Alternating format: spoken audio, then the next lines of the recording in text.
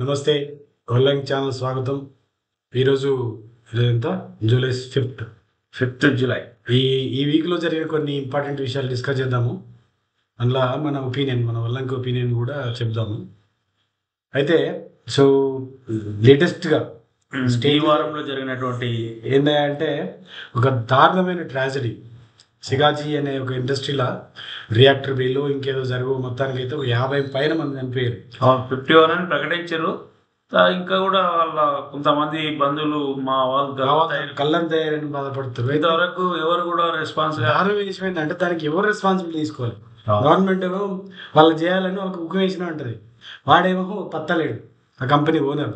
అయితే నిన్న ఒక విజువల్స్ ఏంటంటే ఆ బాడీస్ ఏవైతే బ్లాస్ట్ చేసి చనిపోయిన బాడీస్ ఉన్నాయా వాటిని కాటన్ బాక్స్లలో, ఏది మనము చిన్న చిన్న కాటన్లో ప్యాకేజింగ్ వాడతాం కదా, ఆ బాక్స్లో పెట్టి తీసుకుపోతుంది చూపించారు. అది ఎంత అంటే ఎంత దారుణం అంటే నో వాల్యూ ఫర్ లైఫ్ అన్నట్టే కదా.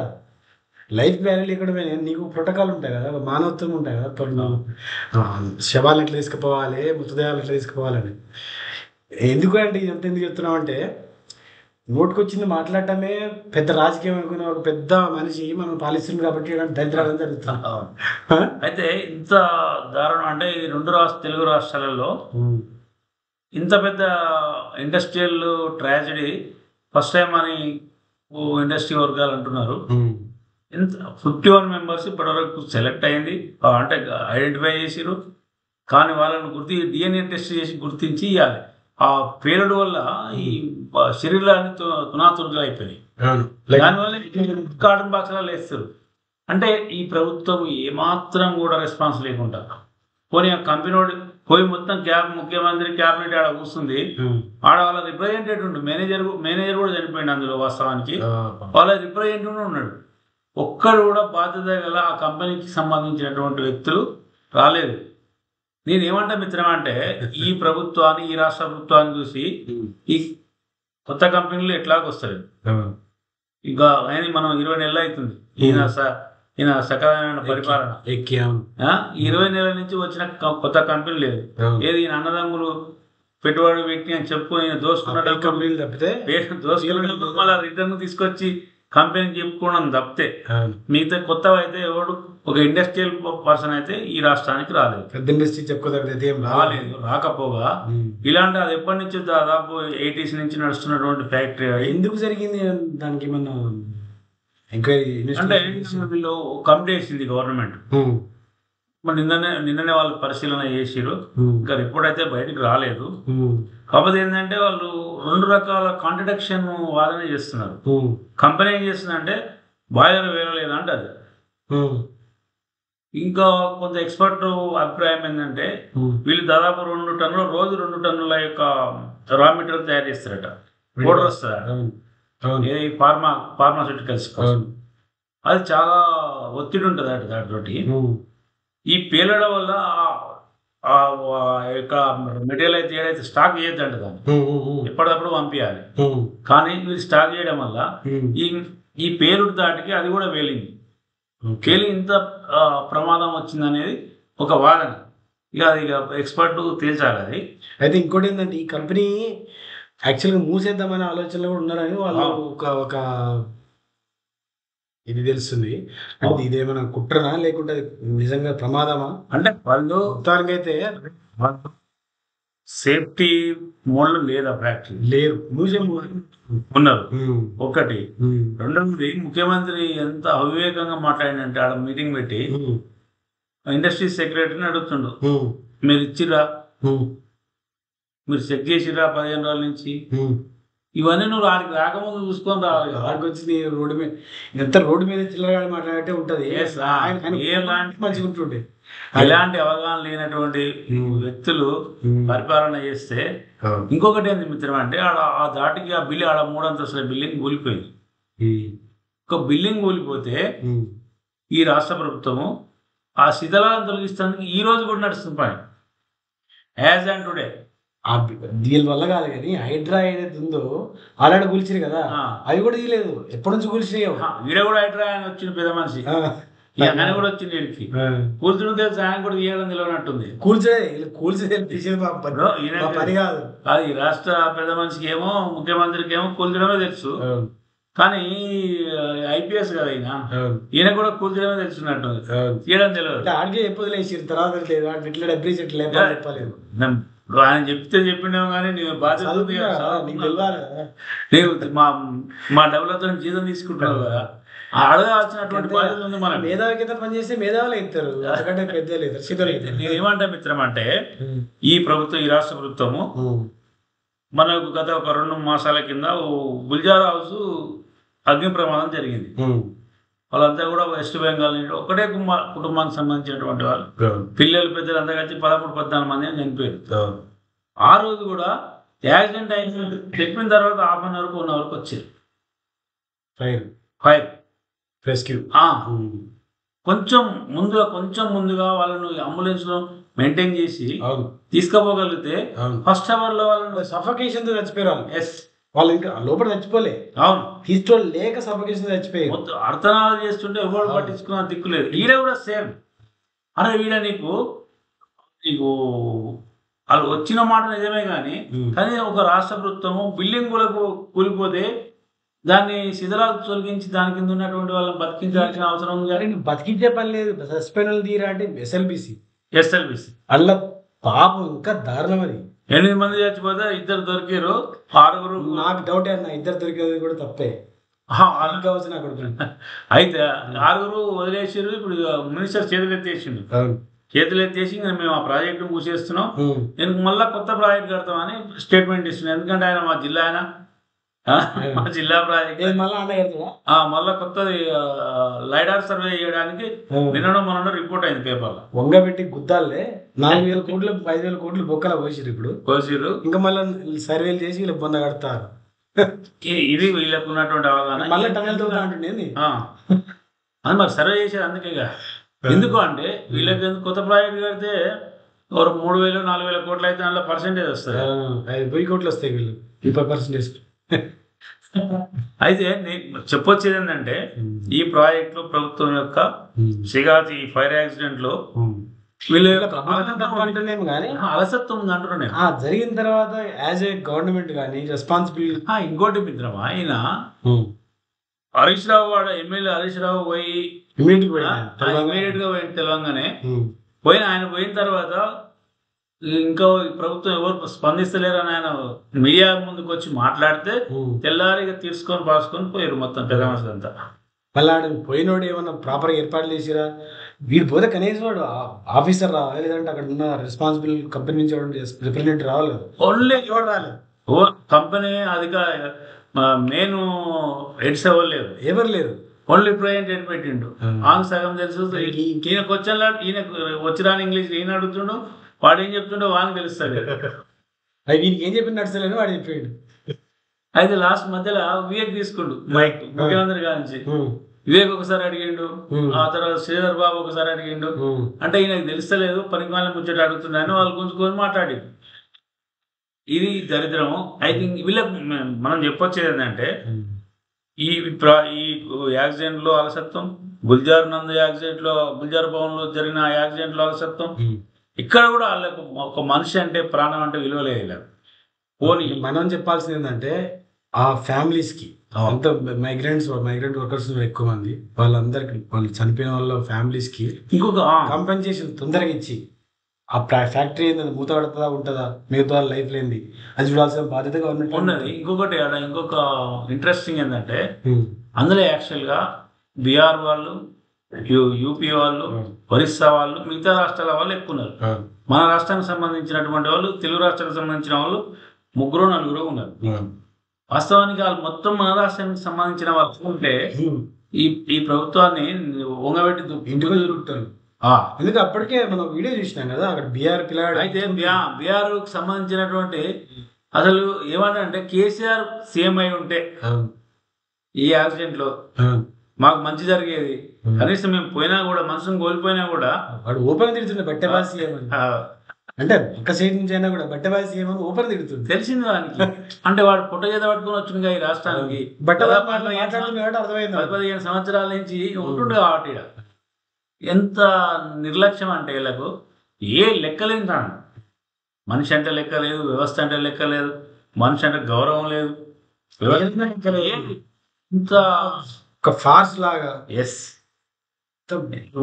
ఒక ముఖ్యమంత్రి ఒక రాష్ట్ర ప్రభుత్వం మాట్లాడేటటువంటి ఏమాత్రం వాళ్ళని మనం ఎవడన్నా మార్కులు ఏమంటే 0 మార్కులు వస్తాయి. ఇంక 0 కూడా కాదు, కింద అయితే దీనికి ఇట్లా వీళ్ళ యొక్క నిర్లక్ష్యం చెప్పడానికి ఇంకా చాలా కారణాలు ఉన్నాయి.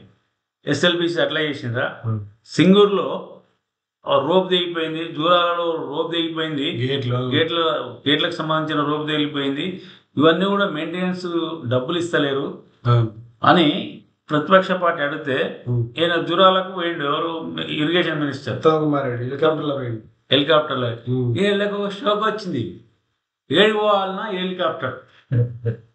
ఎందుకంటే ఇలా నీ హెలికాప్టర్ సంగతి ఒకటి ఉంది స్టోరీ. ఇప్పుడు ముఖ్యమంత్రి ఏమంటాడంటే, అన్నా అందరం ఒకటే లెవెల్, ఏదో నాకు ఒక స్టెప్ ఎక్కువ నేను మీకంటే, మీకు ఏం కావాలన్నా చేసుకోరు అంతే, మీకు ఏం కావాలన్నా తీసేసుకోండి. నేను హెలికాప్టర్లో పోతున్నాను, మీరు హెలికాప్టర్లో పోతున్నారు, మీ శాఖ మీరు చూసుకుంటారు, నాకు 3-4 శాఖలు ఉన్నాయి, నేను చూసుకుంటున్నాను, పెద్దగా మీకు నాకేం తేడా లేదు, మీరేం ఫీల్ కాకూరంటే కాంగ్రెస్ ప్రభుత్వం ఫస్ట్ టైం ఇప్పుడు ముఖ్యమంత్రికి పోటీ లేకుండా వేసుకుంటారు. ఆ మాట కాంగ్రెస్ లో ఎప్పుడైనా కూడా గుంజులాట్లు పీకులాట్లు ఉంటాయి. ఈసారి లేకుండా ఫార్ములా ఒక్కడైన ఫార్ములా ఏంటంటే, మనం బయటికి సీఎం మంత్రి కానీ లోపల మాత్రం ఒకటే, నీకు ఏం పనులు కావాలో మీరు అన్ని చేసుకోండి, ఎవరి పర్మిషన్ నా పర్మిషన్ ఎవరి పర్మిషన్ అవసరం లేదు అని నేను ఆపిన కూడా ఆగరు కదా మీరు. కాబట్టి వాళ్ళకి అర్థమైంది సీఎం ఉంటాం కంటే మన పనులు కావడం ఇంపార్టెంట్, ఎందుకంటే మనం వచ్చేది లేదు పీకేది తర్వాత సీఎం అయి కూడా పొడిచేదేం లేదు, దీనికి వస్తే పేరు చూసి అర్థమవుతుంది కదా. కాబట్టి భరించలేము, మన పనులు అవుతున్నాయి. కొత్త ఫార్ములా కనిపెట్టింది, నూనె సమానం అంతే అని ఒక ఎరేషన్ ఈక్వాలిటీ ఫార్ములా ఇంటర్నల్ గా అమలవుతుంది. కాబట్టి నిమ్మలంగా ఉన్నారు, లేకుంటారా ఎవరిని దోసినా అది చేస్తున్నారు, ఎవరిని దొరికిన కాడ వాళ్ళు దోసుకుంటారు అంతే. సో వెరస్ ఏంటంటే మొత్తం ఇప్పుడు మనుషుల పట్ల పడుతుంది, కానీ ఎవరిది రాష్ట్రం సొమ్ము ఖజానా లూటీ కాబడుతుంది. రాష్ట్ర ప్రజలు 2 లక్షల కోట్లు అప్పగించాడు. రాష్ట్ర ప్రజల ప్రాణాలు పోతున్నాయి, పైసలు పోతున్నాయి, పోతుంది, భవిష్యత్తు కూడా నాశనం చేస్తుండ్రు. ఎగ్జాక్ట్లీ. ఇంకోటి ఏంటంటే ఇప్పుడు ఈ మనుషుల ప్రాణాలను ఇట్లా తీసుకుంటుండు, లెక్కలేనితనంగా వదిలేస్తుండు గాలికి. తర్వాత ప్రాజెక్టులు అవి భవిష్యత్తుకు సంపద కదా, వాటి మెయింటెనెన్స్ కూడా చేయడం లేదు. ఒకసారి నీకు ఖరాబ్ అయ్యి చేతికి రానంత ఇర్రివర్సిబుల్ డ్యామేజ్ అయితే కొత్త ప్రాజెక్ట్ కట్టుకోవడమే అంతే. ఇంత ప్రభుత్వం నిర్లక్ష్యం కావాలని ఎంత నిర్లక్ష్యంగా మాట్లాడుతుందంటే మళ్ళా వేదికల మీద. అసలు అది మనం ఆపుదాము. నెక్స్ట్ టాపిక్ ఏంటంటే, ఈ బనకచర్ల మీద మళ్ళా ముచ్చట ఏంటంటే, బనకచర్ల వల్ల తెలంగాణకి అన్యాయం జరుగుతుంది, మన ఓటా గోదావరిలో రావాల్సిన ఓటా మనం కోల్పోతామనే ఏదైతే బీఆర్ఎస్ తీసుకొచ్చిందో, ఇక వాళ్ళు తీసుకొస్తే బీఆర్ఎస్ వాళ్ళు తీసుకొచ్చి చూకోరు కదా, మొత్తం సబూత్తో సహా దాన్ని విడమర్చి జనాలకు ఇంజక్షన్ చేస్తామంటే వీడికి భయం అయ్యి ఇక మేము కూడా మీటింగ్ పెడతామని పెట్టి ఒకసారి ఫ్లాప్ అయింది. అది ఏడుందో తెలియదు, బేసినట్టు తెలియదు, కోసినట్టు తెలియదు. ఇక తర్వాత ఈ మధ్య మొన్న సెంట్రల్ గవర్నమెంట్ ఏం చేసింది, నేషనల్ సుమారు రోజు మనకు అంతకుముందు 27 తారీఖు నాడు మీటింగ్ పెట్టి జలక్ష పర్యావరణ అనుమతులు రావు, ఈ ప్రాజెక్టు పద్ధతిగా లేదు అని రిటర్న్ పంపింది. ఎగ్జాక్ట్లీ. అంటే నువ్వు ఒకటి గమనించి, ఇక్కడ ఆయన జూన్ 5వ తారీఖు ప్రపోజల్ పెడితే 9వ తారీఖు ఒక అప్రూవల్ ఇచ్చారు, అంటే ఒక డ్రాఫ్ట్ లెవెల్లో అప్రూవల్ ఇచ్చారు. అంత సడన్ గా మళ్ళీ గ్రీన్ ట్రిబ్యునల్ అప్రూవల్ ఇయ్యదు అని, ఎందుకంటే ఈ బీఆర్ఎస్ ఇక్కడ ఫైట్ చేస్తుంది, ఇక్కడ బీజేపీ సెంటర్ లో ఉంది, మనం అన్నిటికీ అప్రూవల్ ఇచ్చిన తెలిసే మనకు బదనాం అవుతుంది తెలంగాణలో. కాబట్టి దీనికి కొంచెం నాన్చాలే అనే ధోరణిలో అయినప్పటికీ తెలంగాణ బీజేపీ సంబంధించిన నాయకత్వం 8 మంది ఎంపీలు, నాయకత్వం 8 ఎమ్మెల్యేలు, పార్టీ నాయకత్వం ఎవరు కూడా ఒక్కడు కూడా మాట్లాడిన సందర్భం కూడా, ఆ సందర్భంలో కూడా బీజేపీ ప్రభుత్వం కొంచెం మళ్ళీ ఎన్కాడు చేసి జంకింది.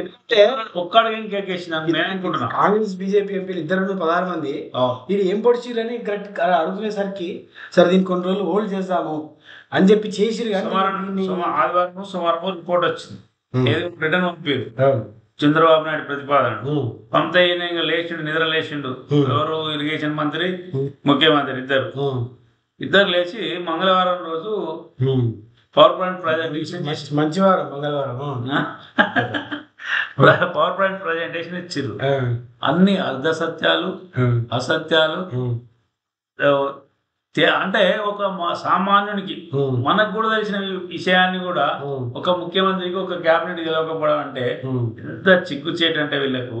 అసలు నేను చూసిన అది లైవ్ చూస్తే నాకు అసలు తీసేస్తే బాగానే ఉన్నా కానీ అసలు వీడు ఏం చెప్తాడో తెలవాలి కానీ ఉద్దేశంతో చూసి కాబట్టి సచ్చినట్టు ఇదాలి. వాడు ఏం చెప్తుండో వానికి ఏంది ఎంతవరకు తెలిసిందని చూడడం కోసం చూడాల్సి వచ్చింది. కానీ నాకే అసలు ఎంత అంటే అసలు మేము తీసేయాలనే ఆలోచనలే ఉన్నా కానీ అయితే ఆయన టాలెంట్ ఏంటిది? ఆయన టాలెంట్ అబద్ధాలు చెప్పడమే. అబద్ధాలు చెప్పడం ఉన్న మజా ఏంటంటే నువ్వేదేం చెప్పొచ్చు, ఎట్లా అబద్ధాలే కదా. చిన్నదా పెద్దది ఏం చెప్పారు నడుస్తుంది, మొత్తం అబద్ధాలు చెప్పు. నిజాలు చెప్పాలంటే కంటెంట్ కావాలంటే అది చాలా లిమిటెడ్ ఉంటుంది, స్కేర్స్ ఉంటుంది, నువ్వు రీసెర్చ్ చేయాల్సి ఉంటుంది. అబద్ధాలు అయితే నోటుకొచ్చింది చెప్పొచ్చు. కేసీఆర్ ఇది బనకచర్ల అప్పుడు ఇచ్చిండు అంటే అయిపోయి సంతకం పెట్టే క్లోజ్. ఎంత నిర్లజ్జగా చెప్తున్నా అంటే బనకచర్ల 2016 కేసీఆర్ ఇస్తే ఇప్పుడు 2025 ఎందుకు కడుతుర్రా? అడిగేటోళ్ళు లేకరా? అడిగితే నాకు సమాధానం చెప్పాడు కదా. అంతే అడిగాడు. ఇప్పుడు అడిగే అవకాశం ఇయ్యడు. ఇంకా ఆడు మొత్తుకోవాల్సింది ఏదో మొత్తుకొని. 2016 కూడా అక్కడ చంద్రబాబు ఉన్నాడు. 2016 కేసీఆర్ బనకచర్లకి పర్మిషన్ ఇచ్చింటే ఎందుకంటే లేదు చంద్రబాబు సంతకం పెట్టొచ్చిందని చెప్తుండే. ఎక్కడ సంతకాలు ఎక్కడ జరగలేదు, పెట్టినే అనుకుందాం. అప్పుడు ఎందుకు కట్టలేదు? మరి నువ్వు వచ్చినాక ఎందుకు కడుతుంది చంద్రబాబు? నీ పర్మిషన్ కోసం వచ్చినా ఇప్పుడు ఈయనకు బేసిక్ తెలియదు. బ్యాగులు తెలిసినటువంటి వ్యక్తి బేసిన్ల గురించి మాట్లాడితే ఎంత హాస్యాస్పదం అంటే అసలు ఆయనకు తెలిసినటువంటి ఒక మనం టీవీ చూస్తుంటే ఆయన ఏదైనా సబ్జెక్ట్ మాట్లాడుతుంటే మనం చూసినాం అనుకో, నాకు తెలిసి ఈ రాష్ట్రంలో అంటే తెలంగాణ ఉద్యమం తర్వాత వచ్చినటువంటి సందర్భం ఇంకా తెలిసినటువంటి ఉద్యమం గురించి రాష్ట్రం గురించి ఆలోచన చేసిన ప్రతి వ్యక్తి ఆయనకంటే ఎక్కువ మంచిగా విషయాలు తెలుసు, ఆయనకంటే ఎక్కువ మంచిగా మాట్లాడేటువంటి సందర్భంగా మాట్లాడగలుగుతారు. అది ఉద్యమం నేర్పింది. 10 ఏళ్ళు కేసీఆర్ ఉన్న గవర్నమెంట్ 10 ఏళ్ళు ఉన్న కాలంలో కూడా ఆయన ఇప్పుడు మాట్లాడినా కూడా విత్ నెంబర్స్ స్టాట్స్ వీటితో మాట్లాడేటోడు కాదు, నష్టము గాల్లో మాట్లాడేటోడు కాదు. అది జనాలకు అందరికి అలవాటైంది. దేనికైనా ఒక పద్ధతి ప్రకారం సబూతం మాట్లాడాలని. వీడు వచ్చినాక అబద్ధాలని నోటుకొని ఏదైనా మాట్లాడచ్చు, గాలి మాటలు రాజకీయమైన పేరు పెడితే కథ. ఎస్. అయితే దీనికి ఇంకొకటి ఏంటంటే ఎందుకు మాట్లాడుతారు ఇంతగానో సోషల్ మీడియాలో ఇంత వ్యతిరేకిస్తున్నా కూడా ఎందుకు మాట్లాడుతుంది ఈ ప్రభుత్వం ఈ వ్యక్తులు అంటే ఆ విషయాలు మాట్లాడే ఆ రాజ్యానికి రాగలిగిన వారు. ఇట్లా అడ్డగోలుగా అబద్ధాలు చెప్పడం వల్లనే జనాలు నమ్మిన ఓట్లు గుద్దిరు. ఫార్ములా వర్కౌట్ అయింది. ఫార్ములా ఇక సక్సెస్ అయిన ఫార్ములా కంటిన్యూ చేస్తారు. ఇంకో ఫార్ములా లేదు కదా మన దగ్గర. రాదు, తెలియదు. కొత్త సబ్జెక్ట్ ఏం నేర్చుకోవాలి? ఇక ఉన్న సబ్జెక్ట్నే ఆయన లాక్కుంటా పీక్కుంటూ నడిపిస్తుంది. అది ఎట్లా పోతుందని అందరికి ఎరికే. కానీ ఇప్పుడు టైం ఉందిగా, ఈ టైంలో అదే నడిపించుకుంటా పోతాడు. అయితే దానికి ఆ రోజు ఉత్తమ్ కుమార్ రెడ్డి స్టేట్మెంట్ ఏంటంటే నేను మా ముఖ్యమంత్రి మేము దొరికిన ప్రతి సంస్థకు దీనికి సంబంధించిన ప్రతి సంస్థకు ప్రతి వ్యక్తికి మేము కంప్లైంట్ చేయడం వల్లనే మా విజయం వల్లనే ఆగింది అని ఆయన స్టేట్మెంట్. అయితే రీసెంట్ గా నిన్న మళ్ళీ కేంద్ర జలవనరుల శాఖ మంది ఏం చేసిందంటే డిపార్ట్మెంట్ అసలు ఏంది మీరు పంపిన ప్రతిపాదనలో ఎన్ని నీళ్లు ఉన్నాయి, ఎక్కడెక్కడ ఉన్నాయి, అసలు దీని మొత్తం పూర్తి డీటెయిల్ రిపోర్ట్ ఇవ్వమని మళ్ళీ అడిగింది. అది డాటా డీటెయిల్స్ లేదు. వీని గురువే కదా అబద్ధాలకు పెద్ద కొడుకు, రెండో కొడుకు అయితే మళ్ళీ అడిగారు. అంటే మిత్రమా నేను ఏమంటే ఈ ప్రభుత్వం కేంద్ర ప్రభుత్వం ఈ కాంగ్రెస్ ఆడుతున్న నాటకము ఈ రాష్ట్రాన్ని ఎన్నడూ కూడా బీజేపీ హర్షించింది లేదు. తల్లిని నమ్మి బిడ్డను బతికించారని అన్నటువంటి పెద్ద మనిషి ఈ దేశానికి ప్రధానమంత్రి. అంటే ఈ రాష్ట్రాన్ని హర్షించలేదు ఎన్నడూ కూడా. మేమిస్తే బాగుంటుండే, తెచ్చుకోరు వాళ్ళు. 98 ఇస్తామని చెప్పి మోసం చేసిన పార్టీ కూడా ఇదే. ఒక ఓటు 2 రాష్ట్రాలు అని చెప్పి దాదాపు 27 సంవత్సరాలు ఇక తప్పని పరిస్థితిలో సపోర్ట్ చేసినటువంటి పెద్ద మనుషులు వీళ్ళు. అయితే ఈ నిన్న మళ్ళా రిపోర్ట్ వచ్చింది, మళ్ళీ అడిగి అంటే ఇది మొత్తం కంప్లీట్ కాలేదు, ఆగదిగా మళ్ళీ ఏదో రకంగా మళ్ళీ మూవ్ అయితేనే ఉంది. నేను చెప్పాను కదా, ఇది ఒక టెంపరీ స్ట్రాటజిక్ బ్రేక్ ఇవ్వాలని ఇచ్చారు వాళ్ళు. ఎందుకంటే ఇక్కడ ఇక్కడ గవర్నమెంట్ ఫెయిల్యూర్ వల్ల రేపు ఇస్తున్నాం, ఇవ్వాల్సి వచ్చింది, టెక్నికల్ ఇవ్వాల్సి వచ్చిందని సెంట్రల్ గవర్నమెంట్ దాన్ని కవర్ చేసుకుంటది. పోలవరం దగ్గర మొత్తం ఈయన మీద నడుతుంది, గుంపు మీద నడుతుంది, గుంపుగా గుజాలు జరుపుకునే కేసీఆర్ చేసిన అంటాడు కథ. అయితే ఇప్పుడు మొత్తం జలవనరులకు నదుల యొక్క మొత్తం పూర్తి చేయడం ఎవరికి ఉంటుంది? కేంద్ర జల సంఘం దగ్గర ఉంటుంది.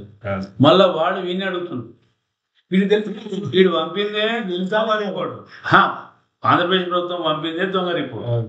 అందులో మొత్తం డీటెయిల్ 129 రోజులు వరద జలాలు ఉంటాయి, ఎట్లుంటాయి ఇవన్నీ మళ్ళీ వాన్ కాడు ఉన్నాయి కదా, స్టాట్స్ ఉంటాయి కదా వాళ్ళు అని.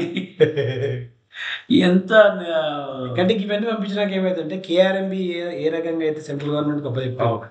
ఇంతకుముందు మన కంట్రోల్లో ఉండేది తీసుకపోయి 40 రోజుల్లోనే, కాంగ్రెస్ వచ్చిన 40 రోజుల్లోనే సాగర్ అథారిటీ మొత్తం తీసుకపోయి సెంట్రల్ గవర్నమెంట్ చేతిలో పెట్టేది. ఇప్పుడు కూడా మాకేం తెలియదు, మీరు ఎట్లా చెప్తే అట్లా తింటాం అంటే మొన్న అన్నాడు, చెప్పొచ్చు, ఇక కన్ఫర్మ్ చేస్తాడు, ఇక చేసేమంటాడు, కేసీఆర్ ఇచ్చి నాకే సమాధానం అంటాడు. ఎంత అదే ఆ విషయాన్ని ఈ రాష్ట్ర ప్రజల భవిష్యత్తును ఎంత అంధకారం చేస్తున్నంటే, నేనేమంటా మిత్రం అంటే, వీడు మూర్ఖుడు, వీడు స్వార్థపరుడు, మూర్ఖుడు, ఈయనకి రాష్ట్రం పట్ల కాబట్టి ప్రజల పట్ల ఎలాంటి బాధ్యత లేనటువంటి వ్యక్తి. దానికి సంబంధించి ఆ క్యాబినెట్ కూడా అట్నే ఉన్నారు. దీని అంతటికి మెయిన్ కారణం ఏమంటే రాహుల్ గాంధీ, నా ఆరోపణ. ఎగ్జాక్ట్లీ కాంగ్రెస్ పార్టీ రాహుల్ గాంధీ బాధ్యత వహించాలి, మొత్తం బాధ్యత కాంగ్రెస్ పార్టీ రాహుల్ గాంధీ వహించాలి. ఇలాంటి మూర్ఖుని, ఇలాంటి అల్పుని తీసుకొచ్చి మా మీద రుద్దినంది కోరి తెలియక రుద్ది, నువ్వు తెలిస్తేనన్నా వాళ్ళని తొలగించాలి కదా. నీకు రావడానికి ముఖం లేదు, ఇవాళ సంవిధానాన్ని పట్టుకొని తిరుగుతావు, రాజ్యాంగం పట్టుకొని తిరుగుతావు. జై భీమ్ జై సంవిధానాన్ని మీటింగ్ పెట్టిన స్టేట్ లా, నీ అధికారం ఉన్న స్టేట్ లా నీకు వచ్చే ముఖం లేకపోయా, నీకు 3 రాష్ట్రాలు 3 రాష్ట్రాలు నీకు వచ్చే ముఖం లేకపోయా, ఏమన్నట్టు నువ్వు వాడిని బీకలేవు, నువ్వు పొడవలేవు, అసలు నువ్వు నిన్ను లోపడేయాలి ఫస్ట్. 100% మోసం ప్రజలను ప్రజలను మోసం చేసినందుకు నీకు దీన్ని వస్తే మాత్రం కొడతారు, చెప్పులతో కొడతారు. కానీ కాంగ్రెస్ పార్టీని రాహుల్ గాంధీ ఈ లిల్లీ పుట్టుగాలను, ఈ కుక్క మీద పిందలను మనం టార్గెట్ చేయాల్సిన అవసరం లేదు. రాహుల్ గాంధీ టార్గెట్ ప్రజలకు, తెలంగాణ ప్రజలు మెయిన్ ఆలోచన చేయాలి. ఈ పార్టీ కదా, ఇవన్నీ కూడా పిందలేవి, పనికిరావు, పనికిరావు. కాబట్టి కాంగ్రెస్ పార్టీని, రాహుల్ గాంధీని పొందబెట్టేదాకా ఈ రాష్ట్రం యొక్క శని పోదు. ఇది ఎప్పుడైనా మళ్ళీ సచిన పాపం మళ్ళీ లేస్తుంది. ఎందుకంటే ఆ గాంధీ ఫ్యామిలీ అనే ఒక దరిద్రము, ఆ మర్రి చెట్టు అట్లనే ఉంటుంది. దానికి దాని కిందికి పోయి దాని రూట్ లో ఇంజక్షన్ వేసిన దాకా పోదు. అది దయాలు, మరి అన్ని దయాలు ఉన్నాయి, దయాలు మరి దయాలు ఉన్నాయి. ఏ దయం ఏ టైంలో ఉజృంభిస్తో తెలియదు. కొన్ని దయాలు అలా జమ అయ్యి ఒక 10 ఏళ్ళ దాకా శక్తి పుంజుకొని బయటకు వస్తే మొత్తం విజృంభిస్తుంది. అట్లా ఒక్కొక్క స్టేట్ లో ఒక్కొక్కసారి జరుగుతుంటది. కాబట్టి ఆ మర్రి చెట్లు లేకుండా చేయాల్సిన బాధ్యత మనది. అంటే మర్రి చెట్టుని లేకుండా చేసే బాధ్యత ఇంకో జాతీయ పార్టీ ఉంది. మర్రి ఉంటే మాకు మేము గొప్ప అని చెప్పుకోవడానికి దయాన్ని చూపిస్తే మేము దేవుళ్ళు అని చెప్పుకోవచ్చు సార్. కానీ దెయ్యమే అది ఇంకా పెద్ద దయ్యం. కానీ ఈ కొరి దయ్యాన్ని చూపించి ఆ దయ్యం గేమ్ ఆడుతుంది. ఈ రెండు పెద్ద ఈ దేశానికి పడిన దయాలు. ఈ మనకి ఎన్నడూ విముక్తి జరుగుతుందో మేధావులు అయితే నువ్వు జరుగుతున్న చూస్తే మొన్న జరిగిన బై ఎలక్షన్లో మెజారిటీ బై ఎలక్షన్లలో ప్రాంతీయ పార్టీలు, పంజాబ్లో అయితేంది, బెంగాల్ అయితేంది, వాళ్ళు గెలిచారు. అయితే గుజరాత్లో గవర్నమెంట్ బీజేపీది ఉన్నా కూడా ఆడ ఒక ఆమ్ ఆద్మీ పార్టీ ఎమ్మెల్యేని తీసుకొని బీజేపీలో ఏం చేశారు, బై ఎలక్షన్ పెట్టారు. కానీ మళ్ళీ కూడా ఆడ ఆమ్ ఆద్మీ పార్టీ గెలిచింది. అంటే జనంలో ఒక రకమైన, అంటే వాళ్ళు అడుగుంటే మార్పు సాధ్యమే, కానీ ఒక్కోసారి మూర్ఖంగా తయారవుతారు. కొన్ని రాంగ్ మార్పు కూడా వీళ్ళు నాన్ చేస్తారు. అంటే దీనిలో ఇప్పుడు ఉన్నటువంటి ఇప్పుడు నడిపిస్తున్న దయ్యం పరిస్థితి ఏంటంటే, మిగతా వాళ్ళందరినీ, ఈ ప్రాంతీయ పార్టీలను, వీళ్ళను దోషులను చేసి చూపించేటటువంటి కార్యక్రమం గత 10 సంవత్సరాల నుంచి చేస్తుంది. అంతే కదా, వీళ్ళు పర్సనల్ అటాక్ చేసి క్యారెక్టర్ అసాసినేషన్ చేసుకుంటూ వీడు తప్పు, ఎన్ని తప్పులు తప్పుడు మనిషి అని ఒక బ్రాండ్ వేయాలి. ఒక బ్రాండ్ వేస్తారు. ఆ. వేసే చాలా రాష్ట్రాలలో వీళ్ళు ఇంకొకటి ఏంటంటే బీజేపీ ఎంపీ సీట్లు కానీ ఎమ్మెల్యే సీట్లు కానీ నువ్వు ఎక్కడైతే ప్రాంతీయ పార్టీల మీద పోటీ చేస్తే బీజేపీ పార్టీ ఆడవాళ్ళ యొక్క సక్సెస్ రేటు తక్కువ ఉంది. స్ట్రైక్ రేట్ 52 అంటే 50%. బిలో 50 అంతే. ఎప్పుడు ప్రాంతీయ పార్టీలతో ఫైట్ చేసినప్పుడు. అదే కాంగ్రెస్ పార్టీ మీద చేస్తే 85% స్ట్రైక్. 85% వాళ్ళు గెలుస్తారు. కాంగ్రెస్ మీద ఈజీగా గెలిచారు బీజేపీ. అది అట్లా అట్లా అట్లా వాళ్ళకి అందుకే కాంగ్రెస్ ఉన్నా పర్లేదు కానీ వేరే పార్టీలు ప్రాంతీయ పార్టీలు లాంటి అసలు ఉండొద్దు అనేది వాళ్ళ ఎజెండా బీజేపీ. సొంతంగా వాడిని పొత్తు పెట్టుకుని నవీన్ పట్నాయక్ చంపేసారు. చాలా ఉదాహరణలు ఉన్నాయి నీకు. ఢిల్లీలో అట్నే తప్పు. పంజాబ్ లో పంజాబ్ మొదటి నుంచి పంజాబ్ లో పార్ట్నర్, మహారాష్ట్రలో పార్ట్నర్. మహారాష్ట్ర మింగేసిరు వాళ్ళని అదలాకుదలం చేసిరు. అన్నదమ్ముల రకరకాల బాగా చేసి 6 ముళ్ళు చేసి దాన్ని గత్తర చేసిరు. బీజేపీ స్ట్రాంగెస్ట్ బిగ్గెస్ట్ పార్టీ అయిపోయింది. తోక పార్టీలే కాదు, మిగిలిన తోకలే. పోనీ ఆ రాష్ట్రానికి ఏమన్నా మంచి చేసిరంటే అది కూడా ఏం లేదు. ఈ మొన్న న్యూస్ వచ్చింది నిన్ననే 7 మంది రైతులు ఆత్మహత్య అంటే ఒక వారంలోనే. నీకు వాళ్ళు దాదాపు 2015 నుంచి 2014 నుంచి ఈ రోజు వరకు కూడా 11 సంవత్సరాలలో దాదాపు సంవత్సరానికి 2600, 3000, 3500 మంది చనిపోతారు. ఇప్పుడు ఎలక్షన్ ముందు కూడా, మహారాష్ట్ర ఎలక్షన్ ముందు కూడా నేను ఒక ఆర్టికల్ చూసిన. అక్కడ అగ్రేరియన్ క్రైసిస్ అంటే వ్యవసాయ దుస్థితి. ఆ దుస్థితిని ఎవరైతే అడ్రస్ చేస్తారో వాళ్ళకి ఓట్లు పడవచ్చు అనే ఒక అభిప్రాయాన్ని ఒక ఆయన అనలిస్ట్ చెప్పినమాట. కానీ అసలు ఏ ఫార్ములా పని చేయలేదు. మొత్తం గుండు గుత్తా తీసుకొని బీజేపీ గుద్దిరు. ఎందుకు గుద్దిరు? ఏకనాథ్ షిండే ఆ పెన్షన్లు ఇవ్వడం వాటి వల్ల వీటి వల్ల. కానీ అవతల అపోజిషన్ కూడా గట్టి లేదు, అంత పరిమాణాలు తయారయ్యారు. నీకు మా పవారు పార్టీలో చీలికలు రెండు పార్టీలే. ఇక్కడ నీకు నవనిర్మాణ ఈ బాల్ ఠాకరే పార్టీలో 2 చిలుకలని. ఇంతమంది నమ్మరు కదా జనం. నమ్మరు. ఈ రాహుల్ గాంధీ అంటే రాహుల్ గాంధీ వాళ్ళ ఇంట్లో నాయకులు ఆయన అచేతనుడు. ఆయన తోడు అయ్యేది కాదు సచ్చేది కాదని ఇవి రెండు కాంగ్రెస్ బీజేపీ 6 పార్టీలే. ఈ కన్ఫ్యూజన్ లో కొట్టి కూడా ఈ కన్ఫ్యూజన్ లో వీళ్ళందరూ పంచాయతీతో వాడైతేనే ఏదో సస్తాడు కదా అని వాళ్ళకి అప్ప చెప్పారు. అప్ప చెప్తే వీళ్ళని ఏమన్నా కన్సిడరేషన్ తీసుకున్న ప్రజలు అంటే ఇంతవరకు ఏం లేదు. అదే ఇప్పుడు అదే పరిస్థితి అన్ని స్టేట్లలో తయారు చేసి గెలవాలనేది బీజేపీ అజెండా. నేను ఏమంటా మిత్రం అంటే ఇంకొక ఆలోచన కనపడుతుంది వీళ్ళు. ఈ వాళ్ళ టోటల్ నాయకత్వం ప్రభుత్వంలో కూడా పెద్దలు వాళ్ళ యొక్క ఆలోచనలు కానీ వాళ్ళ యొక్క హైకమాండ్ ఉందిగా, ఆర్ఎస్ఎస్ కానీ వాళ్ళంతా హైకమాండ్ ఆలోచన వ్యవసాయాన్ని మొత్తం కుంటుపట్టించాలి.